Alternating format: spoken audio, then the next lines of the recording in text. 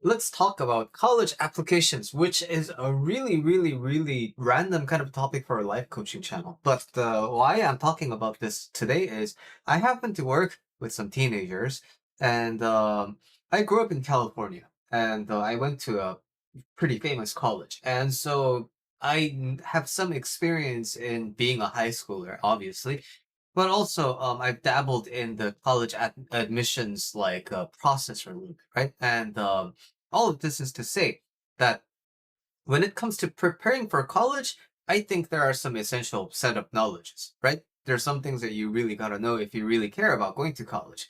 But at the same time, I find that through working with real teenagers, not everyone is equally equipped to really play this game of college, right? And I think that is a little bit unfair, and not in a really like, oh, that's unfair in that kind of way, but just speaking in terms of like the equality and fairness around everybody having access to the same resource and things like that. I think there is a little bit of unfairness. So if you find that you want to go to college, but you kind of feel like you don't know where to start and what you need to be focusing on, or like you find that your counselors are not really that interested in, recommending you to a college, and for whatever reason, right? Sometimes the reason is on us. Like sometimes we are bad students. I know I've been bad student before. And sometimes it's counselors have too many things on their plate, especially for big schools, right? So whatever the reason is, if you want to get more information and if you want to learn more about the college admissions process, I think I can answer some of those questions. So please feel free to write comments in the comment section below. But with that said, this is the life coaching YouTube channel, right? So after all is said and done, I really want to focus on like the reality of it all, right? The truthful reality of it all. And for this video, I want to talk a little bit about essays. Essays are needlessly very important in the process of applying to colleges. But the thing is, we are asked as high schoolers to write about a lot of different topics around literature, or like, reviewing a book or whatever, or like writing a physics paper or anything else.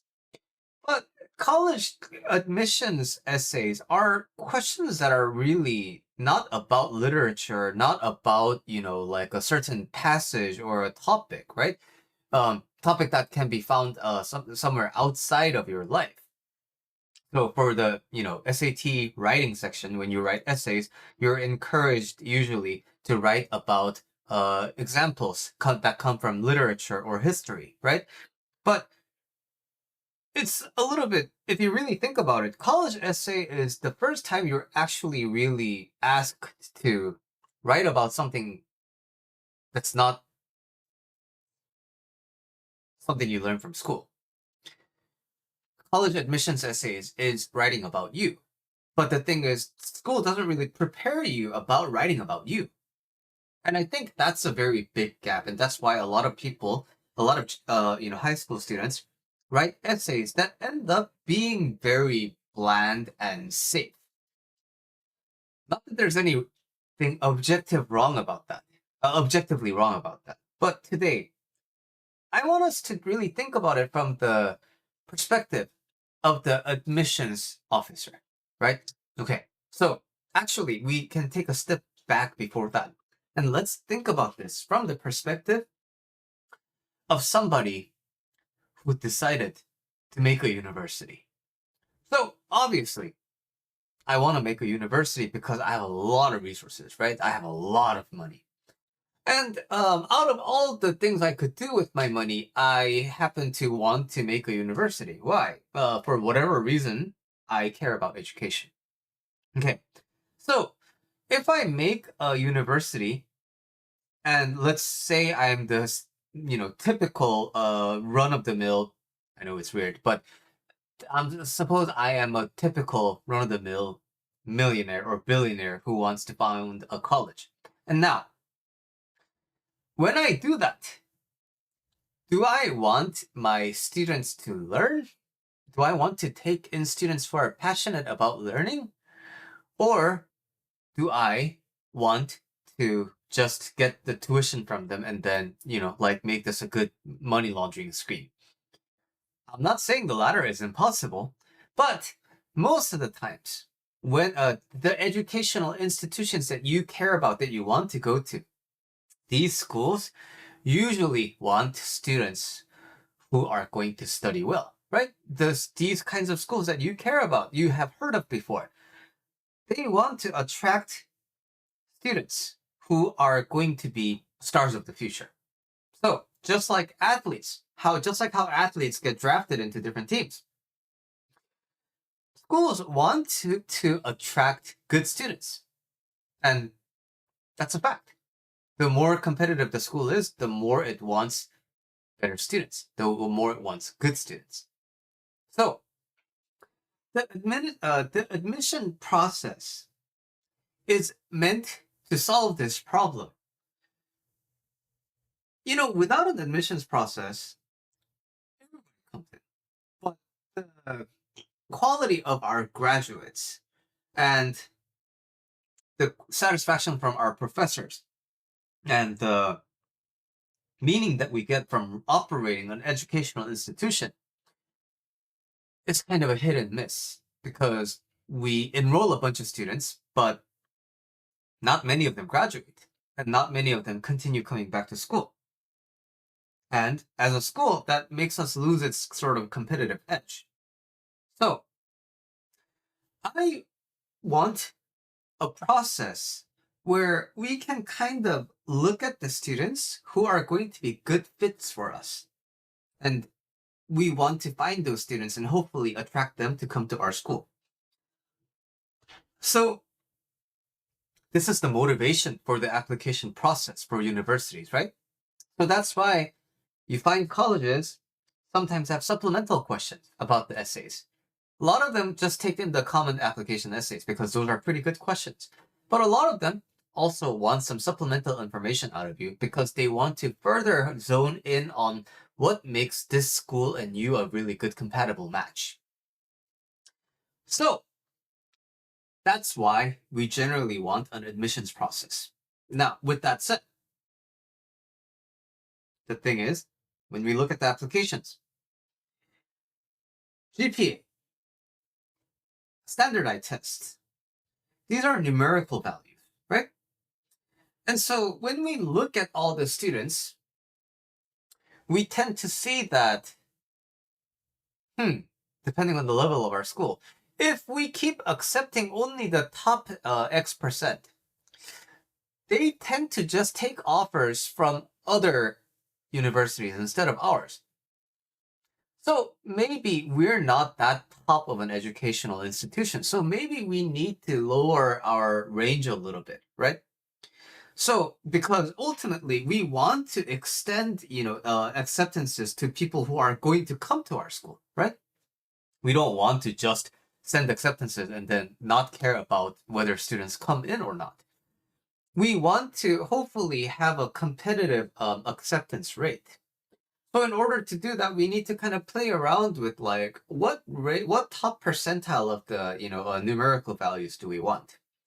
Okay, so suppose we want the top 20% of students. We want to extend acceptance letters to them. But now the problem is, if we accept everyone, then that means we might not be able to host them all, right? What if they all say yes? So we need to keep into account how many students can we afford to have? And realistically, what's the actual acceptance rate of people admission rate? What's the admission rate after accepting our invitation, right?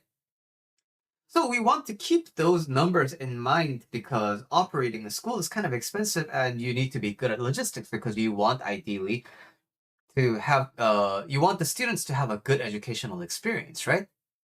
Okay, so now with all of that said, we now have a range of the top percentiles that we want.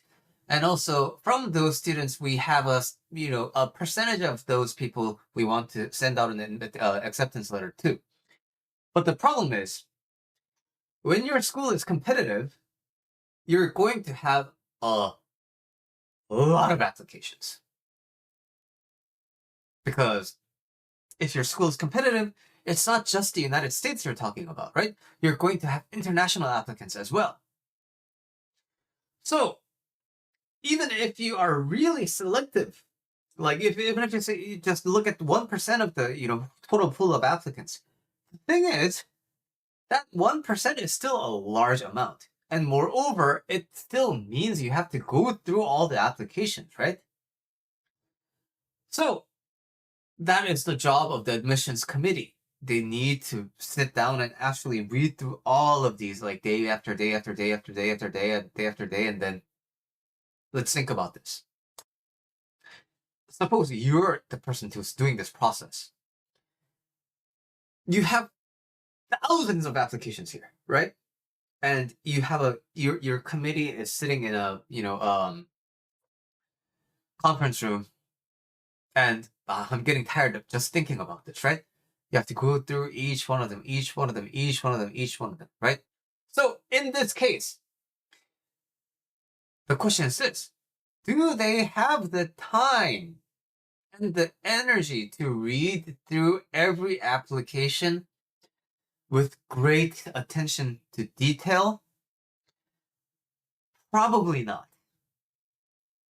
So what ends up making a lot of a difference in college applications, and especially essays, is the first impression that you end up making. You have to realize there are tons of students who are exactly in your GPA and SAT score range or SAT test range. How will you stand out among them? Some people really stand out over time. This kid is, at first I thought this kid was like whatever, but then over time I can see that this kid is really diligent. Unfortunately, college admissions officers don't really have that time to have a vested interest in you. So when it comes to writing essays, it is really important that it stands out, that it says something about you, that it leaves an impression about who you as a person are. So that's the motivation for writing a very personal essay, right? But now, how can I know whether this is impressionable or not? How do I know whether this is personal or not? And the only way to do this is to really write a lot. The thing is, college application essays aren't really like literature essays. It doesn't require a formally well-written style that you would be graded on. It's a different kind of a thing. You don't get graded on your college admission essay. So it can benefit a lot more from being stylistic. Whereas in literature class, it's important to stick to the rules of the essay format, right? But in college admissions, it's very important that you have a style, because that's what makes you stand out. That's what makes you noticeable. And in that vein, how do you develop your style if you've only written 5 drafts of the essay and you think that's odd? Realistically, style is developed over time. So if you are a sophomore or a junior or maybe a freshman watching this, you need to start practicing talking about yourself, especially in the form of writing. Gotta be talking a lot about yourself. Now, this is difficult to do if you haven't done it. But do you want to do that in your senior year when a lot of things are at stake? Or do you want to do it way before? Do you want to get a head start? That's, I think, the important question at hand here, right? So, writing about yourself, developing that style. I think is really important, and why style is important, I spent the entire video explaining. So I didn't mean for this to be a plug, but I have 108 writing prompts that is all about self-exploration. And I'll give like 10 of the prompts in the comments below. But if you're interested in checking out the entire 108 writing prompts so that you can practice writing and developing your style, you can check that out in the links in the description. But overall, if you're a high schooler interested in wanting to go to college, and if you find that you are under-resourced, please don't hesitate to let me know by comment or email me at billy@julylifecoach.com. I would love to talk to you and give you some more knowledge and insights. See you in the next video.